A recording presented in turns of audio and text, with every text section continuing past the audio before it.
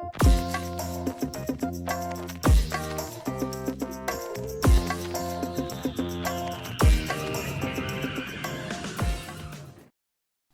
guys, thanks for clicking on the video again.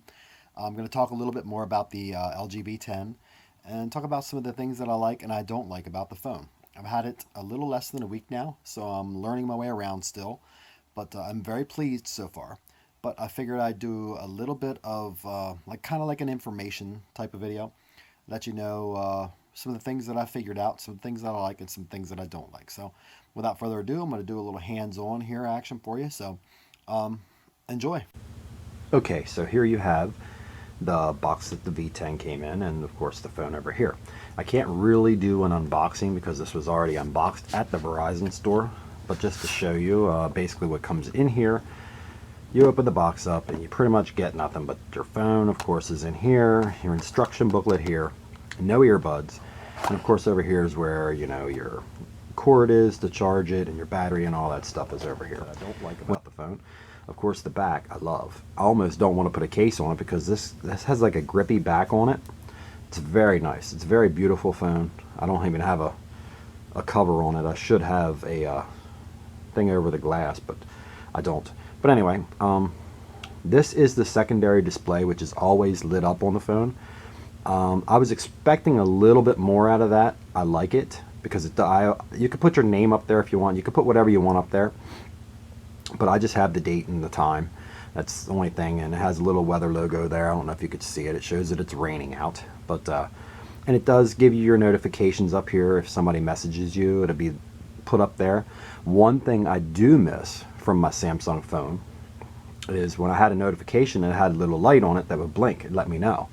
So, you know, if you have your phone sitting somewhere and you're close by, you'd always see it lit up.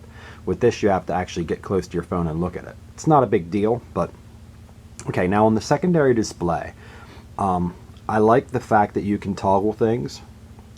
Like here, you can turn the sound to vibrate if you want. You could turn the sound all the way off if you'd like.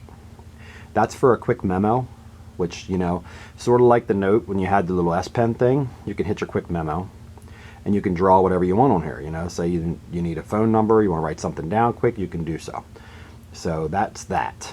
Another thing is with this, you have your quick flashlight. Your flashlight's right there available whenever you need it. It's pretty cool, huh? And you also have the camera button. You can snap a quick picture if you need to. Okay, one thing I do not like about the screen is you double tap it to get in there. I don't like that you can't change that time. I don't like the way the time shows.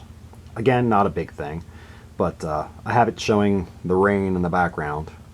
But again, these little quick toggles up here, I like that, but you can't get into them unless you unlock your, like if I wanted to go to that, I have to unlock my phone to get into all these apps. I can't get into them unless I unlock my phone. I like the secondary screen up top here, but I want to be able to get into them quickly if I hit the button. And with this, you can't. You can't do anything with them. Why they're there, to me, kind of is useless if you have to unlock your phone to get to them. Now, of course, this has the fingerprint on the back, the fingerprint scanner, which I don't know. There it is. Now it's working. It works on the back, and then you can also, if it's off, you can punch in your PIN to unlock your phone. Again, I just put my fingerprint, and on the back right there is the fingerprint scanner and your volume rockers, which takes a little bit getting used to for me because I had a Samsung Note before this, and of course your power button was over here and your volume rockers were over here. So now I don't have that on this phone. Just everything's in the back, which just takes a little bit different getting used to. But again, to unlock it, your fingerprint scanner's on the back, and you know, you have your basic stuff, and this keeps on scrolling forever. There's no lag at all in this phone, none, which is one reason why I really do like this phone. Now that it's unlocked, I can go to any of these that I want to. You know what I mean? Any of these apps that are on there, I can go to them because your phone's unlocked now. One other thing that I really do like is you can customize your apps. Like say you have Okay, Blabbermouth. This is a web page that I go to for any music news that I want to know. Say I don't like that icon on the screen. I can just tap this and it'll have a little, you see the little paintbrush for editing up top? You hit that and say, you know, that's my music. I can put this in its place and hit OK. Now it's got a little music icon there instead of the default that it came. I kind of like that. You can change this and you can put whatever, like say the gallery. I'm not too fond of the gallery picture, so that's fine. You can push that. Again, you have the little paintbrush there. And you can make it whatever you want. If you hit add new, you can, these are the defaults that come with it, but you can make whatever you want out of it. See, I already did one there. So I just hit picture, which I made earlier, hit OK, and now that's my gallery. It says picture gallery now. You can make it whatever you want. It's a very, very customizable phone. I love that. That's one major thing that I do like. A lot of people were saying, you know, don't you miss your S Pen, you know, that you had with the Note? And honestly, I could tell you no, I don't. I never used the S Pen anyway, only to show people that I had it.